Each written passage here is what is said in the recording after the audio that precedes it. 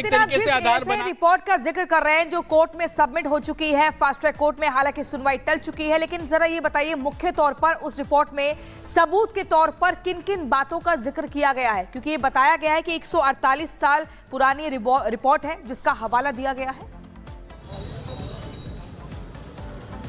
आज बिल्कुल देखिए, दो बड़ी बातें हैं। एक सरकार का वो गैजेटियर जो कि 2007 में आया था, उसको बदायूं दर्पण के नाम से एक मैगजीन इशू की गई थी जिसमें बदायूं में क्या क्या हिस्टोरिकल मॉन्यूमेंट्स हैं उनके बारे में जानकारी दी गई, और ये जानकारी यूपी सरकार का जो इंफॉर्मेशन ब्रॉडकास्ट है उसके जरिए ये मैगजीन निकाली गई थी। उसमें शाही जामा मस्जिद को पहले के समय में नीलकंठ महादेव मंदिर होने का जो दावा है वो किया गया था, और उसी को आधार बनाकर जो हिंदू पक्ष है उन्होंने कोर्ट में ये तमाम जो एक तरीके इसका गैजेटियर है वो साफ तौर पर पेश किया। और दूसरा, एएसआई की वो रिपोर्ट जो कि पहले जो आज़ादी से पहले जो वो रिपोर्ट तैयार की गई थी उसमें मस्जिद के अंदर जब सर्वे किया गया था तो उसके अंदर क्या क्या चीजें निकली उसका पूरा खाका कोर्ट में सबमिट किया गया है। जो सोर्सेज से हमें जानकारी मिल रही है कि एएसआई की रिपोर्ट में ये बताया गया कि मस्जिद की जो दीवारें हैं वो कहीं ना कहीं उस पत्थर से बनी हुई है जिन पत्थरों का इस्तेमाल मंदिर बनाने में किया जाता था। तमाम ऐसे सबूत है जिनको आधार बनाकर कोर्ट में सबमिट किया गया है। वो दरअसल जो पत्थर थे उस वक्त में मंदिर वो हुआ करता था, इस तरह के दावे किए जा रहे।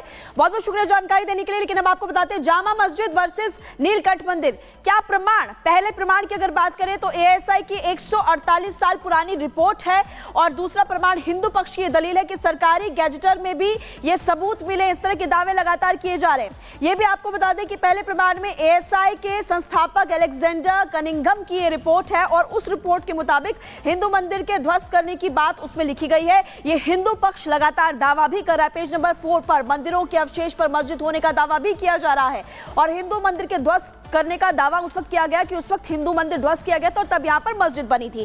पेज नंबर 6 पर लिखा हुआ है कि 4 गुंबदों के खंबे और हिंदू मंदिर के हिस्से हैं, और मंदिर की जगह पर ही मस्जिद निर्माण का दावा किया जा रहा है। इसलिए हिंदू पक्ष लगातार दावा कर रहा है कि यहां पर नीलकंठ महादेव का मंदिर हुआ करता था। तो ये पहला प्रमाण आपको बता रहे हैं। दूसरा प्रमाण बता रहे हैं हिंदू पक्ष की दलील क्या है वो भी आपको लगातार हम इस वक्त बता रहे हैं, और इसलिए विवाद लगातार गहराता हुआ नजर आ रहा है। हालांकि इस पूरे मामले को लेकर अब 17 दिसंबर को सुनवाई होने वाली है। क्या कुछ निकलकर सामने आता है वो देखना महत्वपूर्ण होगा। बिल्कुल, देखिए सुनवाई के लिए इंतजार करना होगा 17 दिसंबर की तारीख का। लेकिन आपको बता दें बदायूं की नीलकंठ महादेव मंदिर और जामा मस्जिद विवाद को लेकर लगातार अलग अलग बातें कही जा रही हैं, और ऐसे में इस पूरी टाइमलाइन की अगर बात करें तो उस पर एक रिपोर्ट के जरिए आपको समझाते हैं कि आखिर पूरा क्या इतिहास था और क्यों लगातार विवाद बढ़ता जा रहा है। इस रिपोर्ट को देखिए।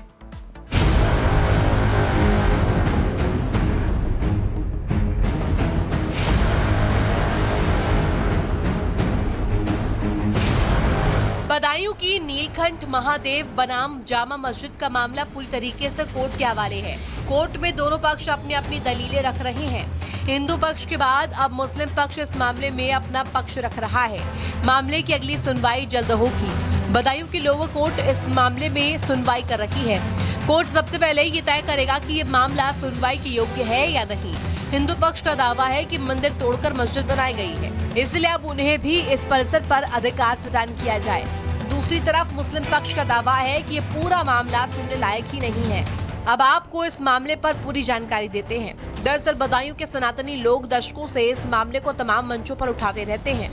आखिरकार हिंदू पक्ष इस मामले को लेकर के कोर्ट के दरवाजे पर पहुंचा। सबसे पहले 2 सितंबर 2022 को बदायूं सिविल कोर्ट में याचिका दाखिल की गई। भगवान नीलकंठ मंदिर की तरफ से हिंदू पक्ष ने याचिका दाखिल की।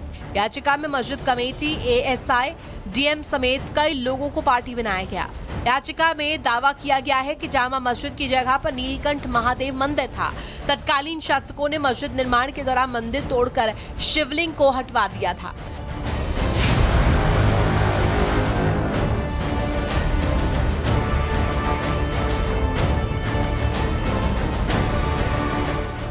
इसी शिवलिंग को हिंदू लोगों ने बाद में पास में एक नया मंदिर बनाकर उसमें स्थापित कर दिया।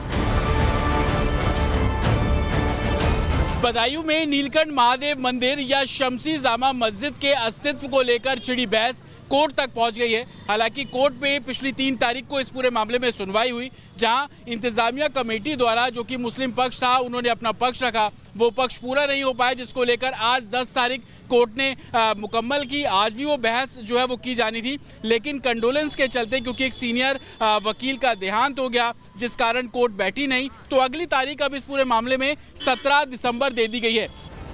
दूसरी तरफ मुस्लिम पक्ष का दावा है कि ये हिंदू पक्ष की याचिका का कोई मतलब नहीं है।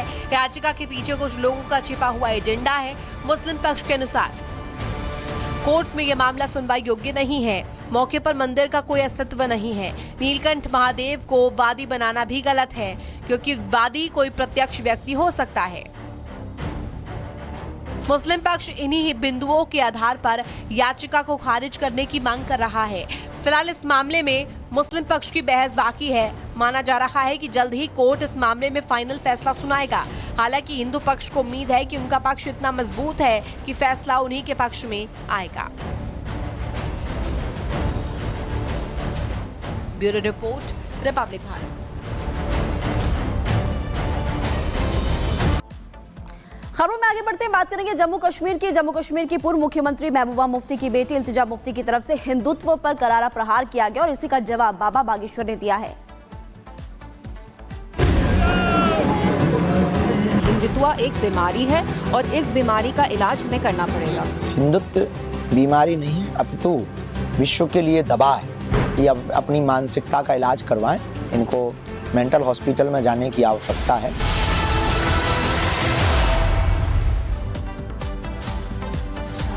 तो इल्तिजा मुफ्ती की तरफ से हिंदुत्व को एक बीमारी बताया गया। उन्होंने ये भी कहा था कि जब भी किसी मुसलमान बच्चे की हत्या करनी होती है तो जय श्री राम के नारे लगाए जाते हैं, और उसके बाद उन्होंने कहा कि इस बीमारी को जड़ से खत्म करना होगा। अब बाबा बागेश्वर टिप्पणी कर रहे हैं, पलटवार कर रहे हैं। वो कह रहे हैं कि हिंदुत्व बीमारी नहीं बल्कि दवा है। रिपोर्ट आप देखिए।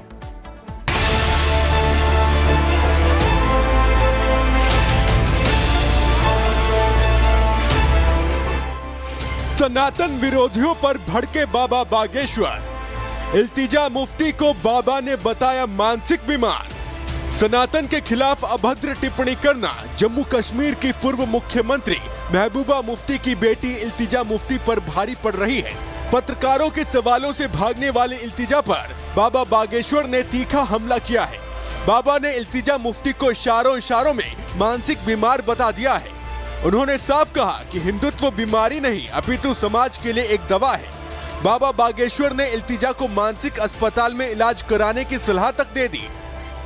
ये मूर्ख हैं। हिंदुत्व बीमारी नहीं है, अपितु विश्व के लिए दवा है। हिंदुत्व की जीवन शैली है। हिंदुत्व की जीवन जीने की विचारधारा है। हिंदुत्व इस संसार में एकता के लिए सबसे अति आवश्यक है। ये अपनी मानसिकता का